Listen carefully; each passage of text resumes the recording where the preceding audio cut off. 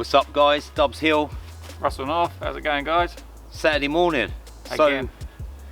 So it's been a bit of an early start for me especially. I woke up about 4:05 this morning, and you know it's like when you're going out on a shoot on that day and you wake up and the cogs turn, your brains are ticking, and it's just, I couldn't switch off and I couldn't go back to sleep, and the dog was laying across my ankles so I couldn't move. I felt like I was some prisoner in a straitjacket, so I just decided to get up and get my gear ready really. I think before any shoot though, you're always a bit excited, and obviously there's a million things going through your mind about what you're going to get, how you're going to get it, are you going to forget any of your gear, which is obviously the longer things are going on, the more gear we're getting. So. Yeah, I mean, as I said, I did nearly forget one of my SD cards this morning, but obviously I ran back in the house just to upset the dog a bit more and wake the little one.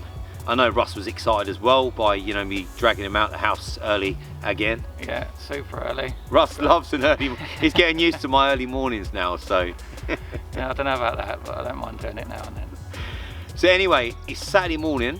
We are at a place called Brickhill Woods, which is just out the outskirts of Milton Keynes, Buckinghamshire. Absolutely beautiful location.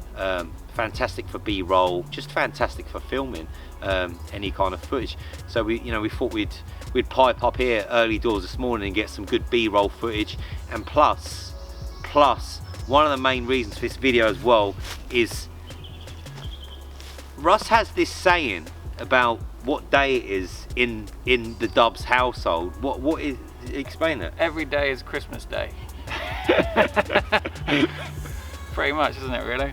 Yeah, I have a bit of a fetish for buying videography, stuff off Amazon. videography and tech gear really. I mean, I'm getting close to inviting the Amazon delivery drivers around for a Sunday roast next week, definitely. because they spend as much time in my house as I do. So, but I had, amongst other parcels I've had over the last 8 weeks, and just while we're on that subject, during this obviously pandemic, I hope everyone's keeping safe and well, and things are slowly starting to get back to normal, which is great. But I had a new parcel arrive, and it was this baby, the Zhiyun Weebill S. Now, I read a lot of reviews, watched a lot of people that use this, and I have to say we're extremely impressed with Very this this morning. impressed, yeah. Awesome bit of kit. My previous gimbal was the Moser Aircross, and I thought it was okay. I felt it was a little bit sloppy in places, but after using this for the first time this morning, to me it's night as day, especially for the balancing with the setup, because you've got these lockable axes, so balancing this thing is just an absolute breeze, because instead of having it all flop around like this, you can actually lock each axis in place while you balance each other one. And the other great thing as well is obviously when you're on your travels and you want to put it in your bag or whatever, you can just obviously lock everything in place, and that's good to go. I mean, that's pretty impressive. It is.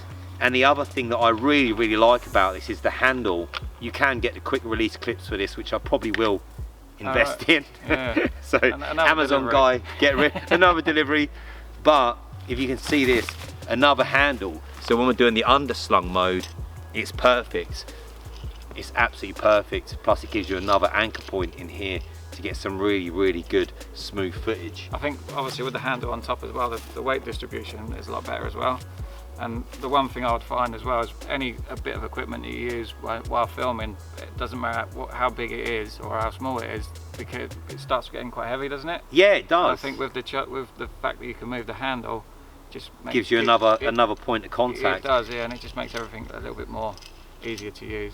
And this hardly, I'll be honest, this hardly weighs anything as gimbals go. It is pretty damn light for a gimbal, especially when, I mean, and payload, I'm not sure exactly what the payload is for this, but I have got my Canon 90D and a 16 to 35mm lens on this, and this actually, no struggle at all this morning. Not at all. Absolutely not a single buzz, and I think this has got like 300% more motor power than what my Moser Air had as well, which is absolutely incredible. So we've tested it out, so let's go get some footage.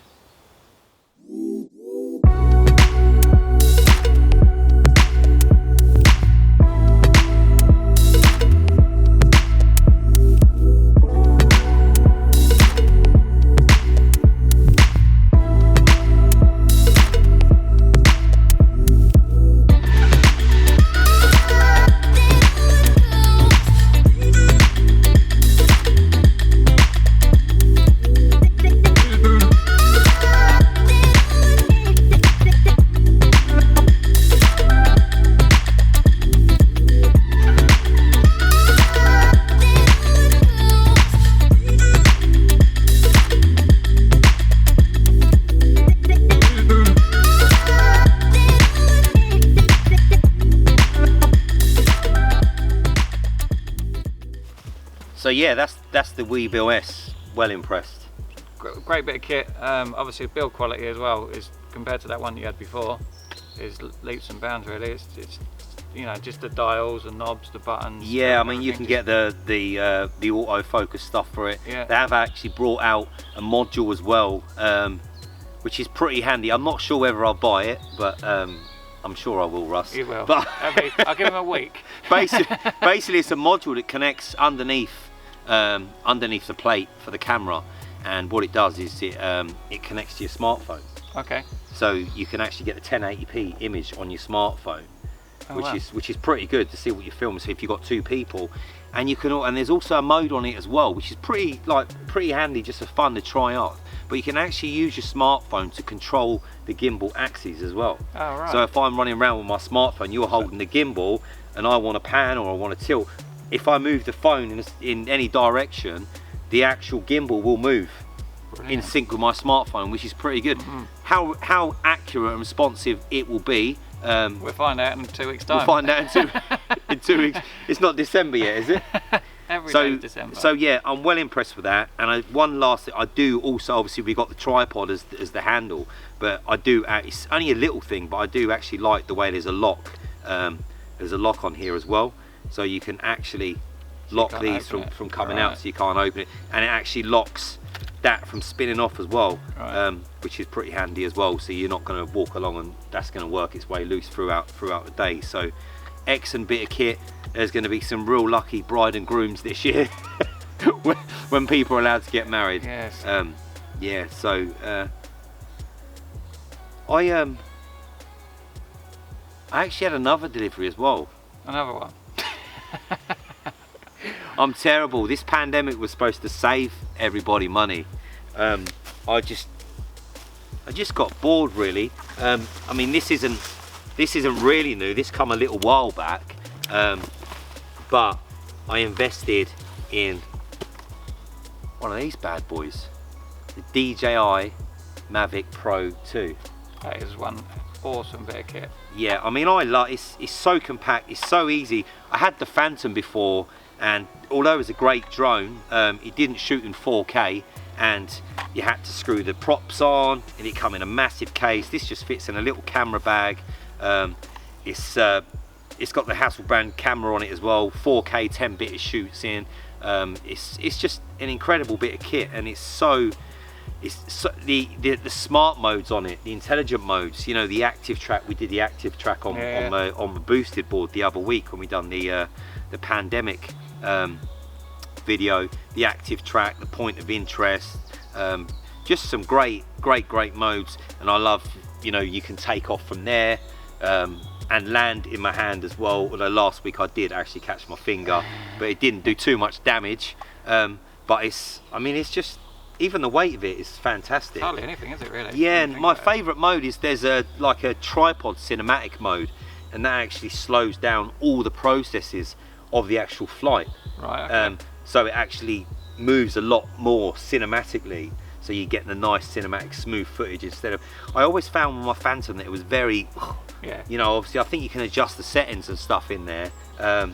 In the preferences, but I always felt it was, you know, you had to be really light on the joysticks in order to get that nice slow cinematic footage. But you put this in cinema mode and it's just so smooth, and it's absolutely fantastic. Glides, doesn't it? Battery life, they say about 31 minutes. I get roughly that, but again, you got to take into consideration weather, wind, how you're flying it as well. So what I tend to do now, what I used to do as well, I used to just hit record and fly around for half an hour. It used to kill my battery. So now I do the same as what I do handheld with the gimbal, where I actually plan out my shots and I fly, do that shot, and then I stop flying. And I find you get, you know, an awful lot more time. But I've also got spare batteries as well that finally came. Obviously, doing it that way as well, you're not just chewing up footage that you don't need. No, you're not. And obviously, when I load that into Final Cut, if I've got a 30-minute 4K video, and then you need 30 seconds of it. And the controller is smaller, and it's great. I've got the iPad docking station for that as well, but I tend to just use the iPhone, which literally just pops inside there. Little cable, joysticks are underneath here, just screw those on, which is great. So it's all really nice and compact. You thought about everything, haven't you? Yeah, and this actually, the battery life on this controller actually lasts forever. I mean, I'm one of those people that charges it up with the batteries every time, so I've always got 100% batteries. Yeah. But it, you know, it probably will last probably 10 half-hour flights out of that controller. So it's a fantastic bit of kit. Not cheap, but worth the money, I suppose, isn't it? That's the thing. Pay peanuts, you get monkeys. This is it. In comparison to the other drone you had, what's like the start-up time from when you get it out of the bag to flying? Literally 2 minutes, and that's including getting the controller out. And what was the other one like, the Phantom? Probably only a few minutes to 5 minutes, but it's the ball ache of, I've got that massive case to lug around, yeah. Whereas this just fits in this little camera bag. Tiny, isn't it? You know, so I can also, you know, everywhere I'm going to film, I take my drone just in case. Always take my drone, always take my drone. Whereas before it was like, if I'm doing drone footage, I'll take my drone. Otherwise, I'm not carrying this suitcase looking like I'm going on holiday. Yeah. And then you got to spin the props on, you know, and all that sort of stuff. Obviously it had legs attached, but again, it was just really, really big and bulky. Whereas this thing, you know, we've been flying this in here, you know, through the low branches in the woods, you know. Once you turn the obviously the stabilizer's off, because it has got sensors all around it, so you can adjust the proximity of those as well, so it will actually physically stop. It won't actually physically let you fly into objects, which is good when it's tracking you as well, that it doesn't, you know, fly into a wall or a tree or a building and you lose £1,300–1,400 worth of tech gear, you know. So so it's definitely I know they've brought out the new Mavic Air now as well, which is basically half the price. Is that the smaller? The smaller one, yeah, and it is quite a bit smaller than that. And is that 8K? 4K. Sorry, I think I think it is 4K. Correct me if I'm wrong in the comments, as I'm sure you will. But again, a decent drone, but it hasn't got the Hasselblad camera on it. I'm not sure what the footage is like because I don't own one. I've never used one, so. But a lot of people are rating it, you know, saying it's good, and I'm sure it is, because DJI, you know, drones and equipment, you know, they are the nuts, you know. So let's go get some footage. Too many days in the darkness without a glimpse of the light, running tired and broken and scared, but I swear I'll never give up the fight. I see you broken and beat, head pulled down over your eyes. Every part of you wants to surrender, but darling, you were meant to survive. With every star, we are born again. Open your heart, spend less time in your head. With every star, we are born again. Open your heart, spend less time in your head.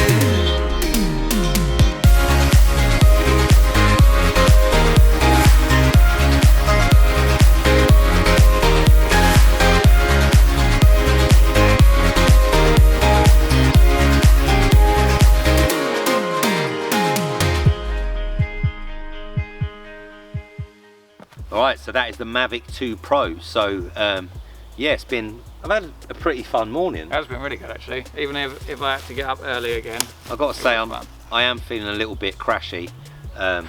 Most normal people in the world will probably go home to bed now and have a sleep for a couple of hours. But you know me, what will I be doing? You're going to be editing. I'll be second you walk in the door. I'll be editing this video. Yeah. Just before we go. Yeah. Father Christmas come again this week or last week, didn't he? Something else, because you got your 4K camera and your 4K. Oh yeah, I did buy the new 90D, and I bought the drone and I bought the gimbal. No, there's something else. Something else. Yeah, you bought. Oh yeah, that was it. Yeah, I bought the new i9 27-inch iMac with. Which, to be honest with you, it makes perfect sense if you've got 4K. Yeah, it does. Do you know what? I've had a Mac Mini for 6 years, 5 or 6 years, late 2014, which I'm sure you Mac Mini users and lovers out there will agree that it is by far the best Mac Mini, apart from obviously the new ones they're bringing out, just purely and simply because Apple allowed you to piss about with it basically. So obviously I maxed out the RAM, took the HD out, and obviously put a 1TB SSD drive in there, and it was super fast for what it was. But obviously now I'm using a lot. The drone is 4K, the 90D, you know, I'm shooting in 4K, which is fine. But when you start color grading, adding LUTs, effects, transitions, it, you know, it started to get a little bit slow. So I thought it's time to upgrade. So yeah, I got the 20. I'll give you the spec. The 27-inch iMac i9 8-core with a Vega 48 8GB graphics card and the 1TB SSD drive. So it's quite a machine. And I have to say the 5K display, which is actually made by LG OLED, the 5K display is just, it's ridiculous. I had a 32-inch HD LG TV that I was using, and 224-inch monitors was for color grading.